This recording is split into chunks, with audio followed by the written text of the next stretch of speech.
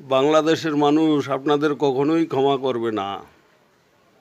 আপনারা যেই ক্ষতি করেছেন দেশের এবং ক্রিকেটের, বাংলাদেশের সাধারণ জনগণ কখনোই আপনাদের ক্ষমা করবে না।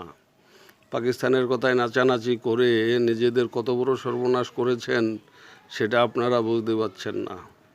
ভাবছিলেন নিজেকে কি হনু মনে করছিলেন, হ্যান করেঙ্গা তেন করেঙ্গা, আসলে নিজের ক্ষতিটাই নিজেরা করলেন।